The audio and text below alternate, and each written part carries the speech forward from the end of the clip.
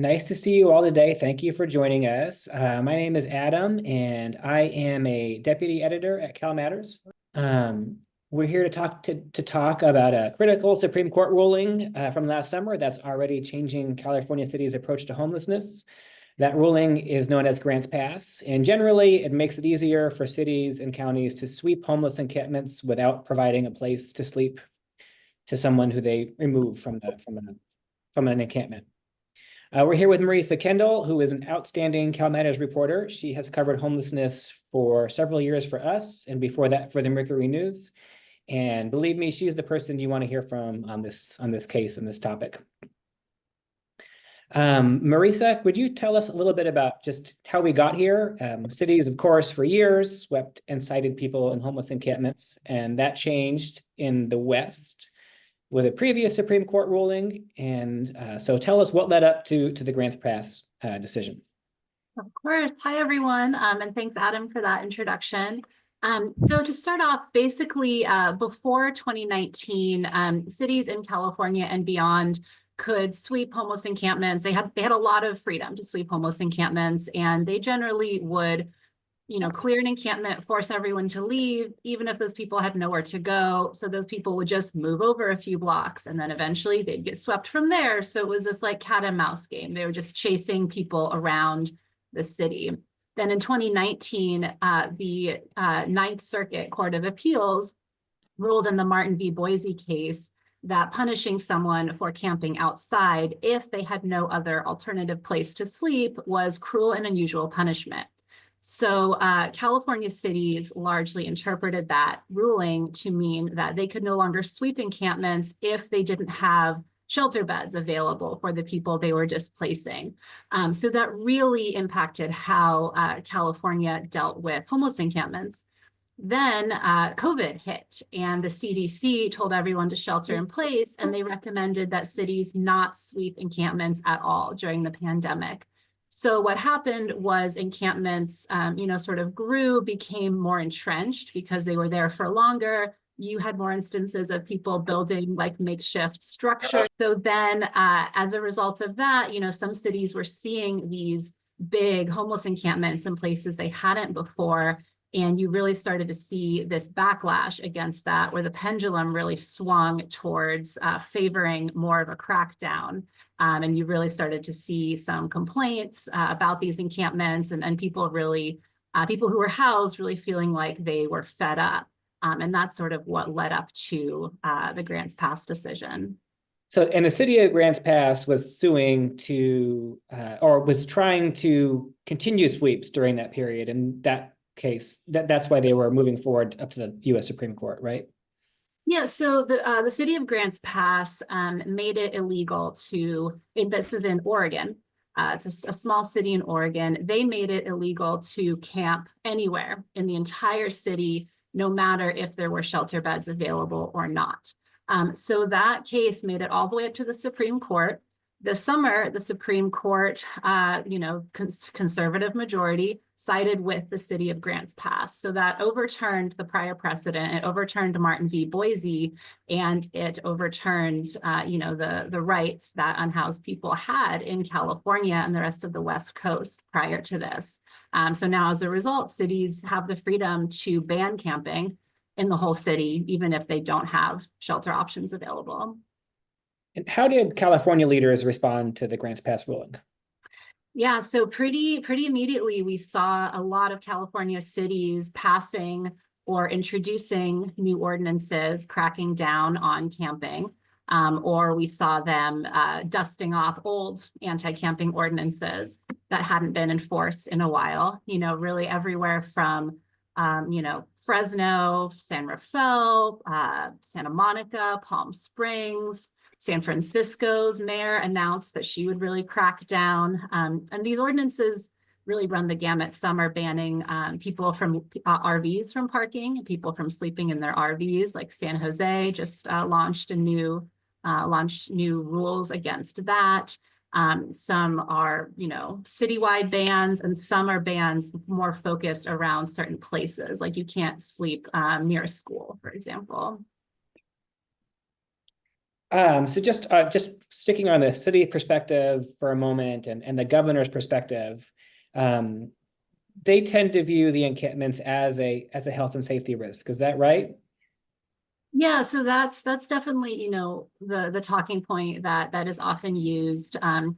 Governor Newsom, who is, sort of surprisingly very much on board with this crackdown, which aligns him with a lot of his Republican and conservative um, counterparts, which is unusual. But he was supportive of the Grants Pass decision. He issued an executive order about a month later, urging cities to crack down and threatening to withhold state funding if they didn't.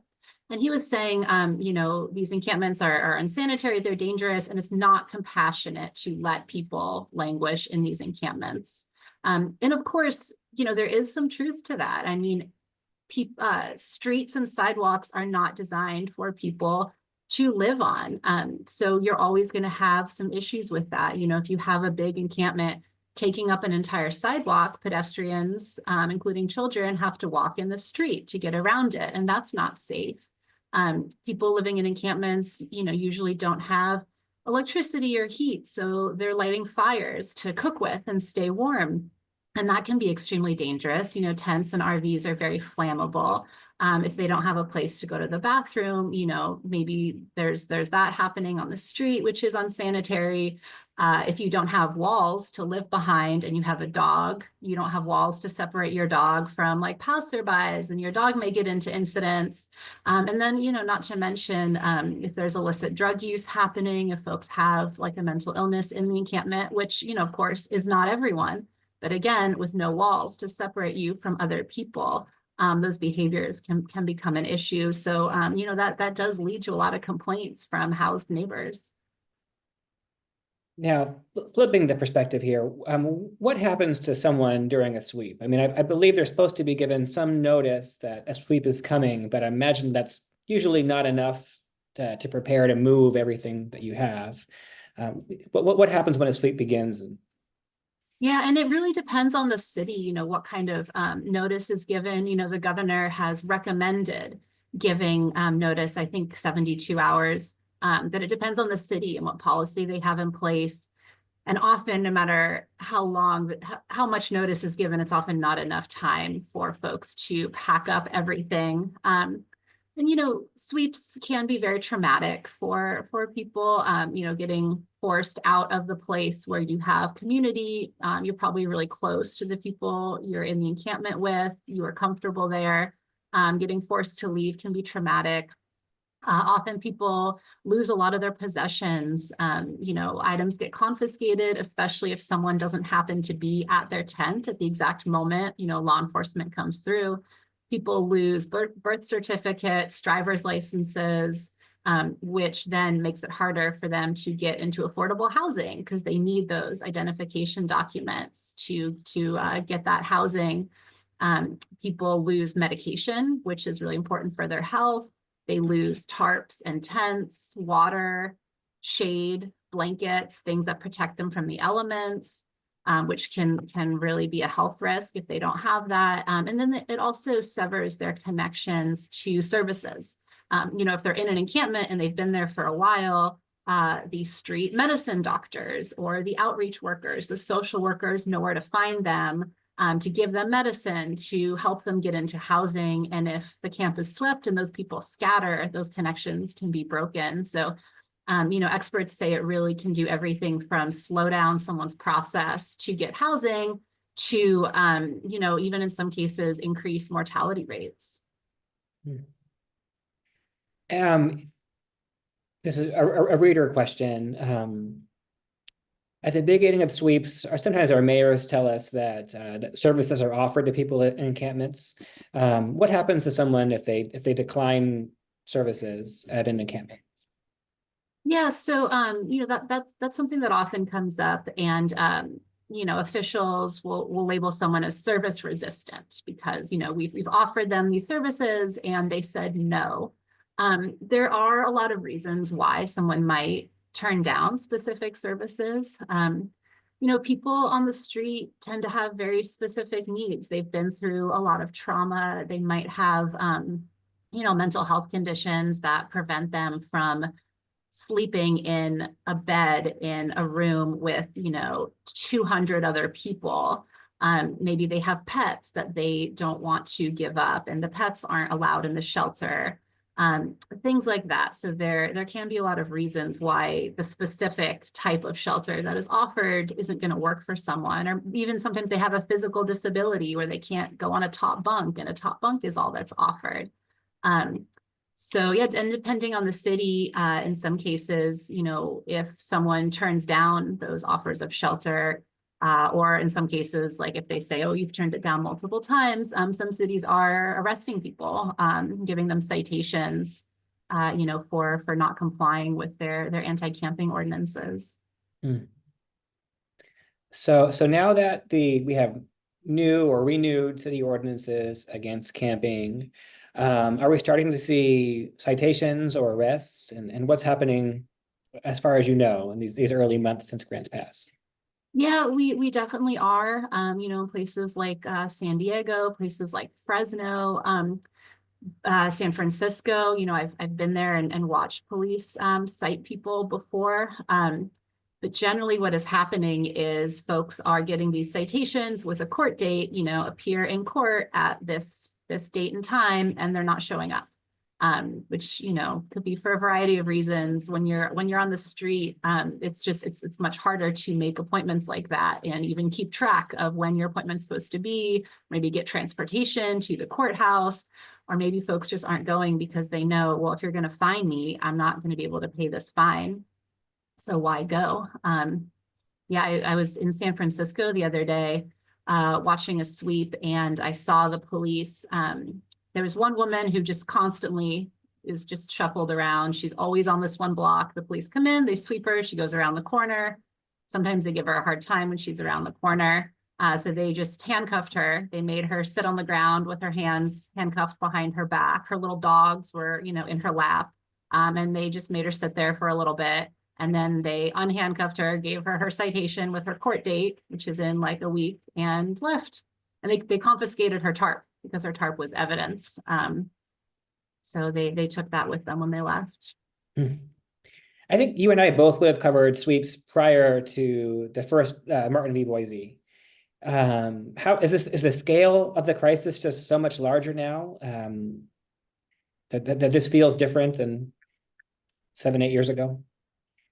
Yeah, it does feel different. The scale is much larger now. Also, one thing I've seen, activists and people in encampments are so much more organized now, just from what I've seen. I think Martin v. Boise really gave folks kind of a foothold to fight for their rights. We saw a lot of lawsuits filed on behalf of unhoused people over encampment sweeps, after Martin v. Boise, and a lot of courts sided with the encampments, at least temporarily, at least ordered cities to pause encampment sweeps. In Oakland, I've seen activists physically block police from coming, they're setting up with riot shields and things like that. So I think there's this culture of fighting back a little bit more now, which is really interesting. So grants pass would then put that pendulum back in the city's favor. Because I imagine there's lawsuits now somewhere contesting different city ordinances. Is that correct? Yeah. And some of the lawsuits that started pre-grants pass are still going. San Francisco is still in the middle of litigation over this issue. And the activists and lawyers I talked to, they said, we're still going to fight. We're going to keep suing. We're not going to use Martin v. Boise anymore as a standard, but we can still argue that cities are doing things like violating people's human rights. So another question from our audience here from before we started. What measures are being considered to balance the enforcement of the enforcement of sweeps with the need for adequate shelter and support services for people affected by the sweeps? Yeah, one interesting trend that we're seeing is some cities are recognizing, we want to do these sweeps, we want to clear these encampments, we don't have enough housing, housing is expensive, it takes a really long time to build. So in the meantime, we're going to set up these sanctioned encampments, which often are just a bunch of tents purchased by the city, set up on a lot, maybe a fence around it, security guards hired. There's probably bathrooms on site, maybe showers, probably some case managers. And that's, once someone is swept from the street, this is where they can go. San Diego has been doing this on a really large scale. They just expanded their their sanctioned encampments, and they now have about 760 tents. San Jose recently said they're going to copy that, do something similar. A lot of other cities are doing that as well on a smaller scale. Other cities are setting up little tiny home communities as sort of a halfway step between the encampment and permanent housing. So folks go into a tiny home while they're waiting for permanent housing. San Jose has really been kind of leading the pack with that. And then also a lot of cities are setting up safe RV parking sites. So if you live in your car or your RV, cities sweep you off the street, you can go into one of these sites. And there's still affordable housing being built. LA County just passed Measure A, which raises their sales tax, and a lot of that will go towards funding homeless housing. So there's work still being done on that front. It's just so slow for the size of the crisis. Well, that brings up, actually, that's a good transition to another question we had from yesterday. LA would have resources now. San Francisco presumably has some resources to sweep and provide shelter. Is there a trickle-down effect to other cities that can't afford to do sweeps or house people? Yeah, it's interesting. There's often a lot of like finger pointing and blame shifting when it comes to the homelessness crisis. And this aspect of it is no exception. I have heard complaints from some cities that folks are getting pushed into their borders. Like San Diego, for example, cracked down on homeless encampments, and some of the neighboring suburbs like La Mesa complained, by cracking down, you're just pushing all of your homeless people into our city, and now we have to deal with them. Even LA Mayor Karen Bass, after the Grants Pass ruling, she made a comment that cities should not use this as a reason to hide their homeless crisis in neighboring cities. So there's a lot of sort of angst, I think, among cities, like, oh, if you crack down here, you're going to push folks into my city. There's not a ton of proof yet that that is actually happening. Generally when someone is homeless, they are homeless in the place where they lost their housing. But we'll see as cities continue to crack down what happens there. Speaking of the LA mayor, she was one of the few mayors who criticized the Grants Pass decision. Is that right, in my memory? It is, yeah. And she, because she's mayor of such a large city, she was, sort of one of the loudest voices, criticizing the Grants Pass decision, and then in a certain extent criticizing Governor Newsom as well, because he was so on board with this. Her city is taking a little bit of a different approach. They're still doing sweeps, but they have this program called Inside Safe, where they will sweep an encampment, but they'll move everyone from that encampment into a hotel. So folks will go from a tent on the street into a hotel room, and and they're trying to provide folks services in those hotels, to like access to doctors and mental health care. They just launched a program to try to get them some career training. But the point is they'll go from those hotel rooms then into permanent housing. But of course, that part has been a little bit more difficult. Right, yes. And Paul has a question here. He says, are the sweeps all locally determined, whether people in an encampment need to be offered a shelter or how long they're allowed to stay in the shelter? Yeah, it's because we don't have overarching court guidance on this anymore. It really depends on the city's own policy. A lot of cities have city-specific encampment policy or encampment sweep policies that they're supposed to follow.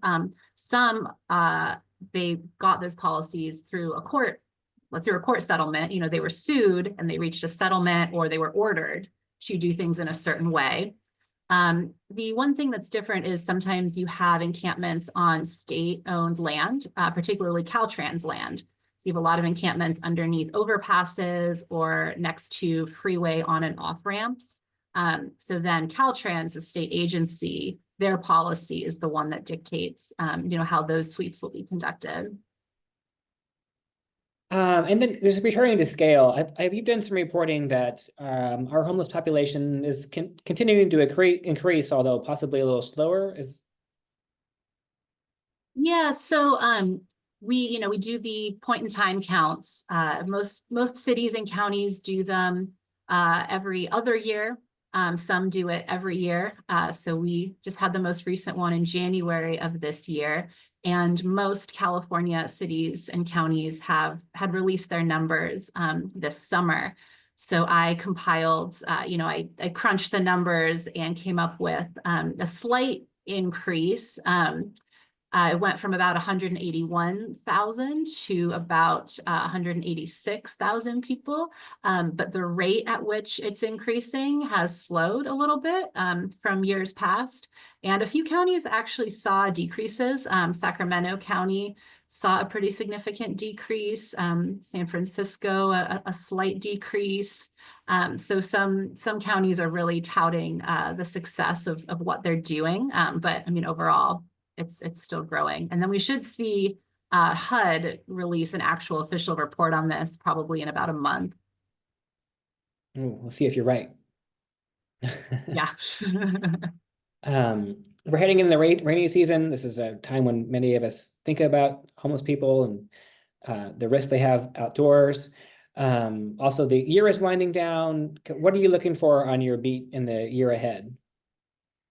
Yeah, I think I'm really interested in tracking, continuing to track the impacts of Grants Pass.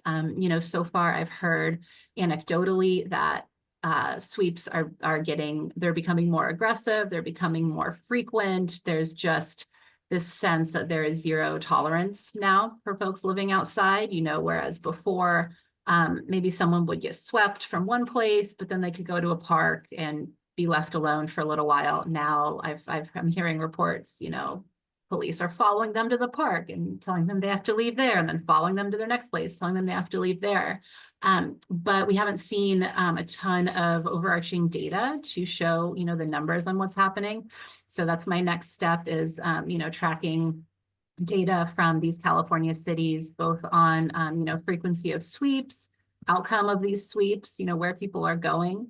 And then also arrests and citations, how often are people actually getting citations and going to jail under these new ordinances that we're seeing.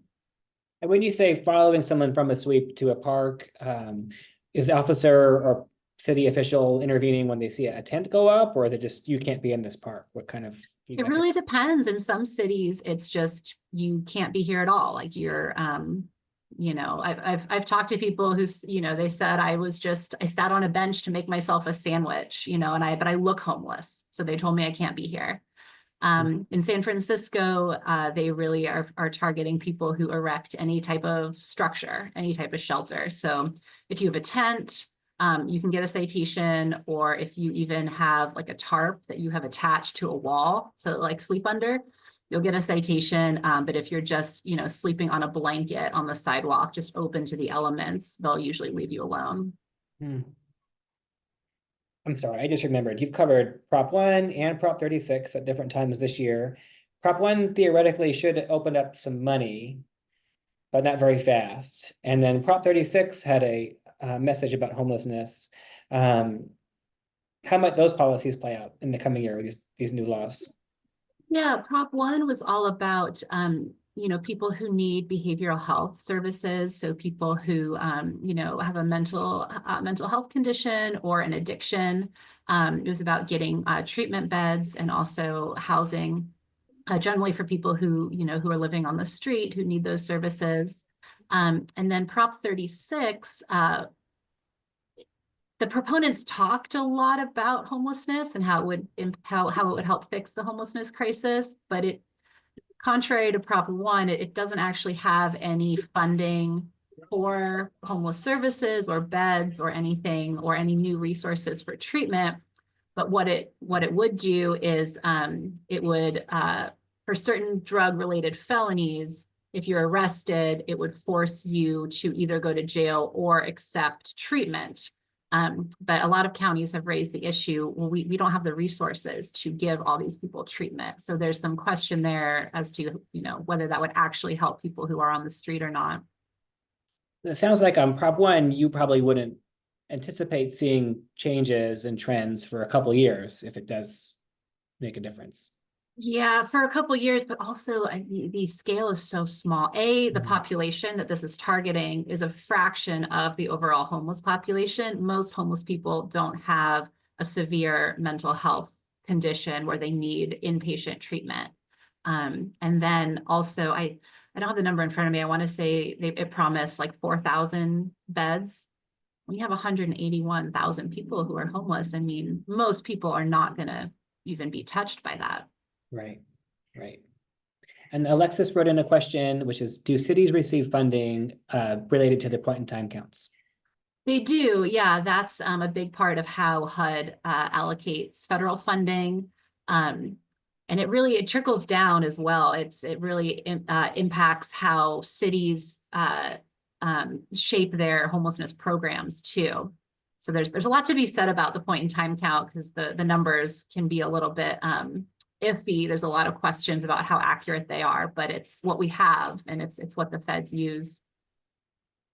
And then Thomas, probably following up on Prop 1 and Prop 36, is asking about care courts. That's an even narrower population. Is that right? Yeah, it is. Yeah, because for care court, it's you have to be sick enough that someone is seeking a court order to get you into treatment. Maybe you have been resisting treatment, and you're a loved one, a family member, a social worker, someone like that is petitioning the court to say, like, this person needs help. And so far, it's they're rolling out in select cities in California already. I think most have to roll them out next month, but we've seen a really slow uptake so far. And I know even the governor's office is a little disappointed in how slow it's going so far. Well, that is about our time. Thank you for dealing with my rapid fire questions. Did a great job. Marisa is an excellent reporter. If you guys have tips, please email her. It's marisa@calmatters.org. And Renee, is there anything else that you would need to bring up? I think that's everything. Thanks. Okay. Thanks everyone for joining us. Yeah. Thank you for spending time with us.